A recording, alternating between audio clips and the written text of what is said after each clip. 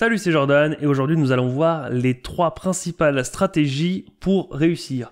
Alors, il existe bien plus de 3 stratégies, il en existe des dizaines, des centaines, mais on ne peut pas toutes les apprendre, certaines sont compliquées, parfois c'est long, mais d'une manière principale, là je vais vous donner les 3 principaux piliers qui pour moi sont à appliquer quand on veut créer quelque chose, quand on veut créer une entreprise, monter un business en ligne, même réussir dans la vie. Alors, d'abord, le premier est de toujours viser le long terme. Pourquoi le long terme ? Parce que souvent, c'est bien plus révélateur, c'est bien plus efficient en fait, le fait de faire sur du court terme. Quand vous êtes ici et que vous voulez faire quelque chose qui apporte sur du court terme, alors ça peut être une bonne action, mais le souci c'est que les actions qui sont rapides, faciles et qu'on peut récolter à court terme sont rarement des investissements et des investissements rentables sur le long terme. Par exemple, si vous prenez, je ne sais pas, n'importe quoi à acheter qui va vous permettre peut-être une action qui va monter et descendre et que vous voulez récupérer au court terme, vous allez peut-être faire ici un gros bénéfice, mais une fois que c'est empoché, c'est fini, vous n'aurez plus rien. Alors, et bien évidemment, vous pouvez très bien continuer à réinvestir ici pour reprendre là, mais du coup, le temps que vous avez passé à étudier ici, à récolter ici, à réétudier la position ici, à récolter là, finalement, vous êtes tout le temps devant votre ordinateur et vous êtes en train d'échanger un taux horaire contre une rémunération. Alors bien sûr, vous pouvez avoir un taux horaire du coup qui est très élevé. Vous ne serez pas comme les gens à 10 € de l'heure. Peut-être que si ici vous avez empoché 80 € et puis qu'au-dessus vous avez rempoché 50 €, ça vous fait peut-être une journée aux alentours de, je ne sais pas, 100, 200, 300 €, effectivement. Mais vous êtes toujours sur un taux horaire. Si vous quittez votre ordinateur, par exemple, vous pouvez dire adieu à tout ça. Donc, l'idée est d'investir sur quelque chose de beaucoup plus long, de toujours viser le long terme de cette manière.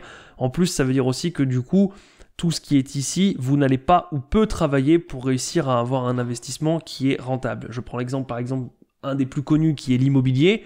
Vous faites une étude ici pour tout ce temps-là pour acheter l'appartement ou la maison en question.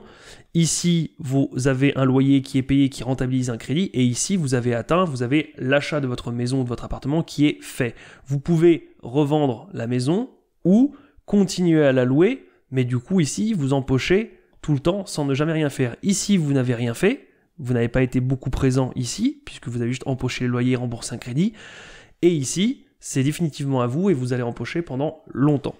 La deuxième stratégie pour moi, c'est le 20-80 ou alors la loi de Pareto. Alors si vous voulez plus d'explications, je vous mets la vidéo juste en dessous dans la description, le lien de la vidéo pour la loi de Pareto ou alors juste en haut en petit i. Le principe est simple, c'est de faire les actions, les 20% des actions qui rapportent 80% des résultats. Par exemple, donc la courbe d'effort, c'est par exemple quelque chose comme ça. Ici, vous avez 100%. Ici, vous avez environ 80 et ici, vous avez du coup 20% d'effort sur les 100% ici. Donc, vous voyez bien que ici, là, c'est le meilleur ratio que vous puissiez avoir. Par exemple, si je prends des exemples tout bêtes dans la vie courante, vous avez forcément 20% de vos habits dans votre dressing que vous mettez 80% du temps. Et les 80% restants sont pour les fêtes, pour des enterrements, pour des occasions bien spécifiques. Vous avez aussi, par exemple, 20% des personnes dans votre entourage qui vous apportent 80% des disputes. Voilà, alors évidemment, ce n'est jamais 20-80 pile, mais vous voyez bien l'idée, c'est le minimum d'actions qui rapporte le maximum de résultats. Pourquoi je vous conseille la loi de Pareto ? Parce que c'est le meilleur moyen de ne pas s'épuiser.